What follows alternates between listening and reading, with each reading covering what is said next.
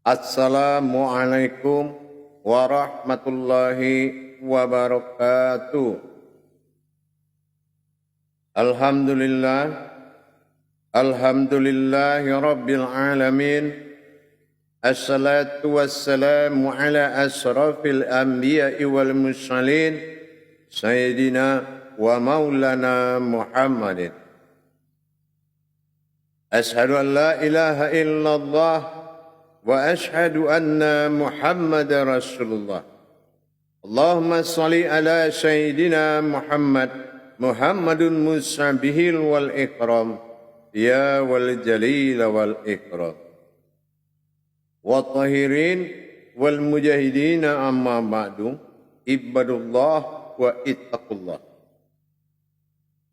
Alhamdulillah, bersyukur kita kepada Allah atas kelimpahan karunia rahmah dan hidayahnya, serta dengan izinnya juga kita dapat menjalankan amanahnya, beramal dan beribadah. Talabul ilmi faridatu ala kulli muslim, diwajibkan kepada setiap umat muslim belajar menuntut ilmu, insyaallah. Bersalam kita tidak akan pernah kita lupakan. Marilah sama-sama kita panjatkan kepada junjungan kita Nabi Allah, Nabiul Akhiruz Zaman, Rasulullah Muhammad sallallahu alaihi wasallam. Atasnya kalimahnya dengan kita kalamkan Allahumma sholli ala Sayyidina Muhammad wa ala alihi Sayyidina Muhammad.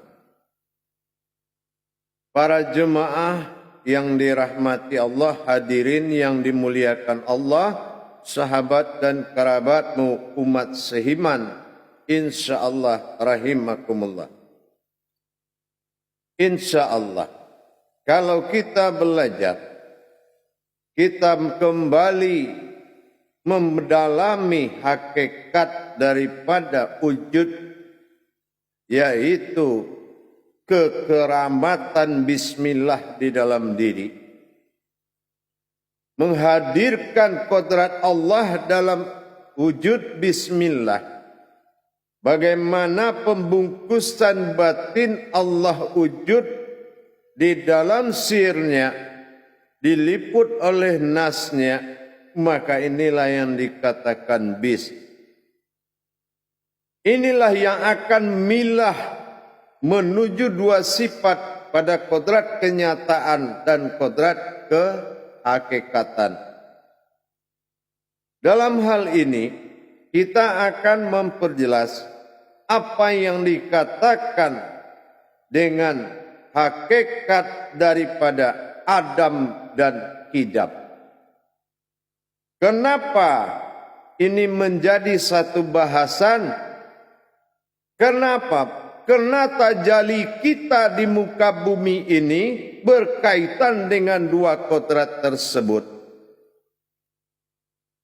Dua kodrat ini sifat bagi umat bernama Adam dari segalanya dia yang dahulu, bersifat kidam Allah pada diri yang maha dahulu. Nah, ini berdampingan antara kodrat Adam dengan kidam. Ini sangat berdampingan sekali. Apakah kita berjalan dengan kodrat kemanusiaan atau kodrat Adam, atau kita berjalan dengan kodrat Kidam yang maha dahulu? Kenapa kita kaitkan dengan praktek dan keajaiban yang ada dalam bismillah? Inilah kalau orang bilang kesaktian. Apa kesaktiannya? Kita ingat kodrat tajalli itu ada dua.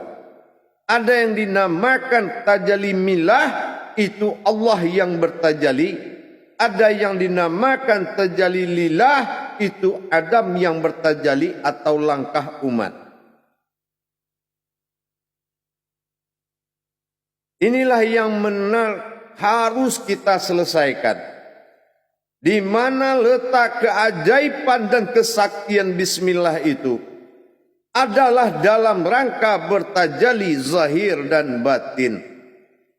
Kita bergerak dalam maujud illallah, la maujudun illallah, tetapi dirangkum bismillah dalam la maujudin illallah memang wujud dia semata, tapi ada kodrat yang tersirat di dalam itu.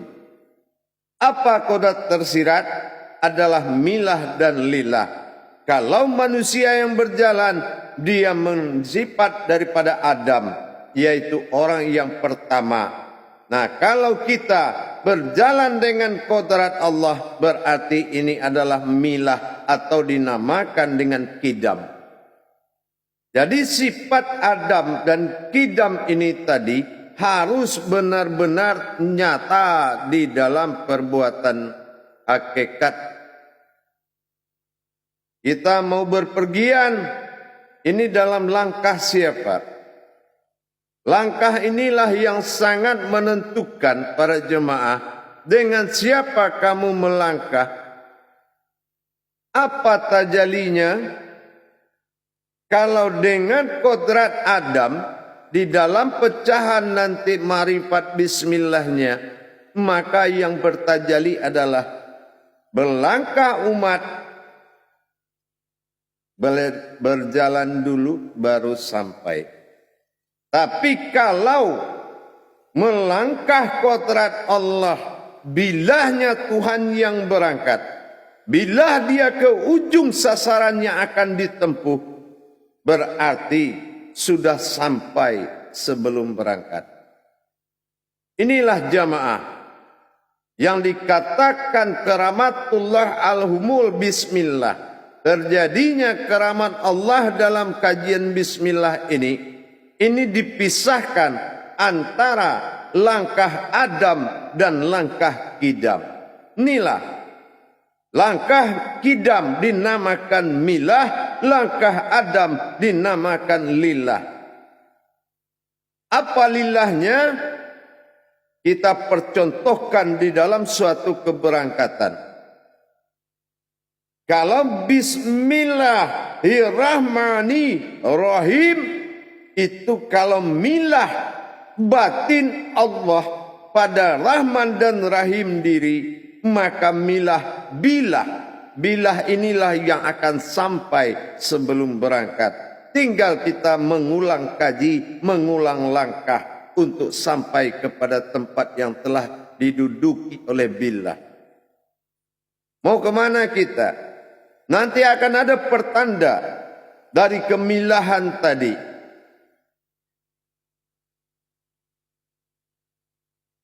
Para jemaah yang dirahmati Allah, hadirin yang dimuliakan Allah.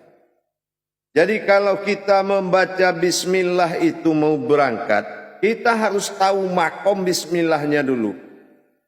Kalau umpamanya makomnya lillah, berarti kodratnya Adam, la ilaha illallah, baru kita jalan. Ya, bismillahirrahmanirrahim, la ilaha illallah, la ilah, berarti langkahnya Adam, kodratnya manusia, berangkat dulu baru sampai.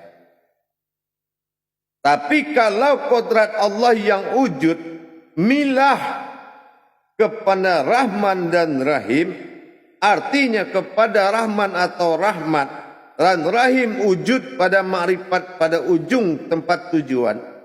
Sudah mi'raj dia ke situ, bilah batinnya Allah biillah. Nah inilah la haula wala quwata illa billah. Tidak ada yang mampu menghalangi perjalanan batinnya Allah. Tentu dengan kita kaji rahmat 4 pada kodrat batin Allah, mewujud dalam rahim 3 kodrat pada batiniahnya Allah. Berupa-rupa Allah pada Adam, berkodrat pada Muhammad, berwujud pada nyawa. Nah ini kalau milah. Tapi kalau keberangkatannya lillah ilahi ya rabbuka ujubu wujudullah, diamanahkan kepada Allah, diamanahkan oleh Allah kepada seluruh zahir dan batin dari alam ini, bahwasan wujud ini adalah maujudnya Allah. Ini kalau lillahi la ilaha illallah. Para hadirin dan jamaah yang dirahmati Allah rahimah. Jadi kalau kita mendirikan bagaimana wa huwa ma'akum aina ma kuntum itu, tentunya dengan melangkah. Kita ingin berangkat dengan bismillah. Kodrat ada dua, apakah ini dalam kodrat perjalanan Adam atau perjalanan daripada Kidam. Kalau Kidam dia maha dahulu, tidak boleh kita sampai sebelum dia sampai. Tapi kalau perjalanannya lillah, maka berangkatlah dulu baru sampai. Inilah yang dikatakan sandaran Adam Muhammad, sandaran Muhammad adalah Allah. Kalau memang kembalinya maujudullah tadi dalam lillah bertajali, insya Allah kembali kaji milah apa lillah atau kidam apa Adam yang menuju kodrat bismillah ini tadi. Kalau kodrat Adam diakhiri dengan la ilaha illallah, tapi kalau dengan kodrat Allah bilah batinnya Allah, maka dia sudah sampai sebelum kita berangkat. Di sini ada kontak, di sini ada kiat-kiat yang membuat, makanya jaminan beserta zahir dan batin Allah ini yang maujud pada diri dalam makom bismillah harus nyata. Insya Allah akan selamat kita sampai kepada apa yang kita inginkan. Kenapa? Karena ini adalah langkah yang sangat luar biasa. Apakah kita bertajali dengan kidamnya? Kenapa? Sesuai dengan pokok bahasan kaji, ada 5 perkara yang tidak boleh dipakai oleh umat, yaitu sifat Allah 5 yang tidak boleh dipakai oleh umat. Apa sifat Allah yang 5 yang tidak boleh dipakai umat? Yang pertama wujud, yang kedua kidam, yang ketiga bako, yang keempat mukalifatul hawadis, yang kelima qiyammuhu binafsihi. Nah, inilah dia. Kalau memang kita memakai kodrat wujud, maka kita harus tahu kidamnya. Kidam ini tidak boleh dipakai oleh amalan apapun, kecuali dalam tajali bismillah. Inilah billah. La haula wa la quwwata illa billah. Ada wala tafaraku la bismillah. Bismillah. Biillah. Nah, inilah kiat-kiat kesaktian daripada bismillah ini. Luar biasa. Insya Allah kita tingkatkan terus. Bagaimana kita menyelamatkan diri dalam bertajali dengan Allah, baik dunia maupun akhirat, zahir ataupun batin. Para jemaah yang dirahmati Allah rahimakumullah. Jangan hanya kita pandai membaca bismillah, laksana menjadi sebuah syarat. Inilah kerugian yang nyata oleh umat Muhammad. Wal asri innal insana lafi khusrin. Inilah demi masa tadi kerugian yang paling nyata. Kenapa? Sudah dikaji bismillah itu adalah kodrat Allah, yang mana kamu berjalan dalam kodratnya Allah, tetapi kamu menjadikan syarat untuk berjalan, syarat untuk menerima, syarat untuk memberi, syarat untuk berbuat. Disinilah naibnya jadinya. Tersia-sia kodrat besar tersebut. Padahal billah ini adalah nama batinnya Allah yang maujud di dalam batinnya, sehingga batin maujud kepada zat menjadi rohani, dan rohani maujud kepada nuraninya daripada Allah. Akhirnya apa? Kalau sudah nurani dan rohaninya Allah dalam kendali batin, maka kidam akan menuntun dengan sifatnya. Dia sudah sampai sebelum sampai. Dia sudah minum sebelum minum. Dia sudah makan dulu sebelum makan. Dia sudah tahu sebelum kita tahu. Apapun yang kita lakukan, maha dahulu Allah daripada kita.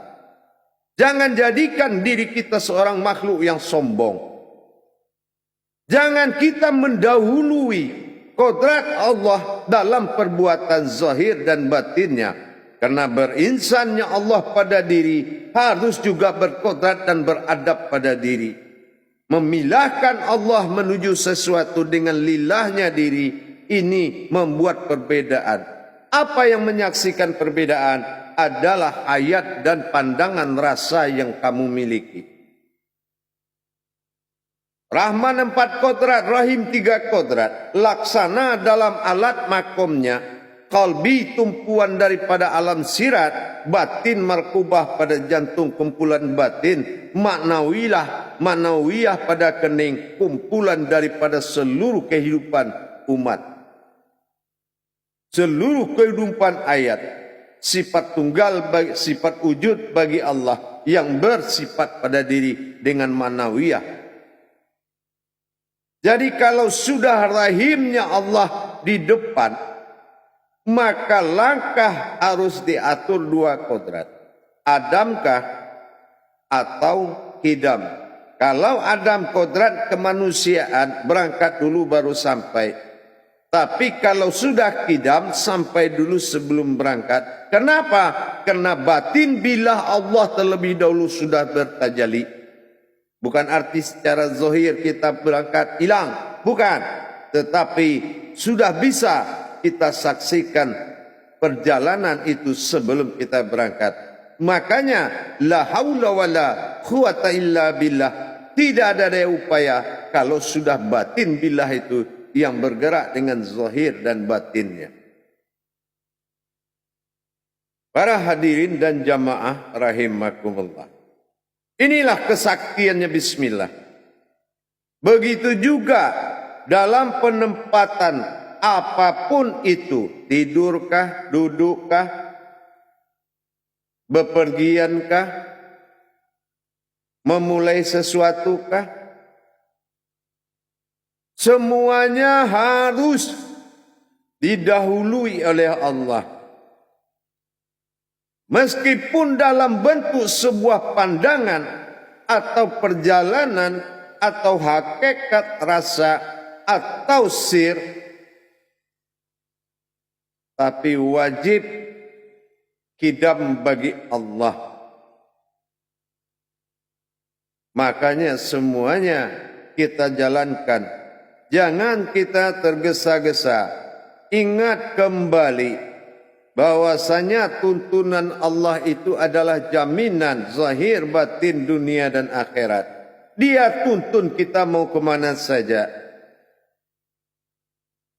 InsyaAllah kita akan mencapai keselamatan lahir batin dunia dan akhirat. Mari kita pelajari, mari kita pakai kalimatul haq bismillahirrahmanirrahim. Jangan hanya menjadi sebuah huruf, sebuah bacaan, tapi harus menjadi kodrat yang hidup. InsyaAllah, kalau sudah bertajali bismillah dalam kodrat, luput sudah menjadi sebuah kodrat kalimatul haq. InsyaAllah, nyata pada Rahman, wujud pada Rahim, berkodrat dalam ba alif sin. Artinya, naiklah batin yang menyimpan sir Allah dalam liputan nurnya Allah. InsyaAllah para hadirin, para jemaah, jangan kita pakai azimat-azimat. Jangan pakai ilmu anak ini itu untuk berjalan.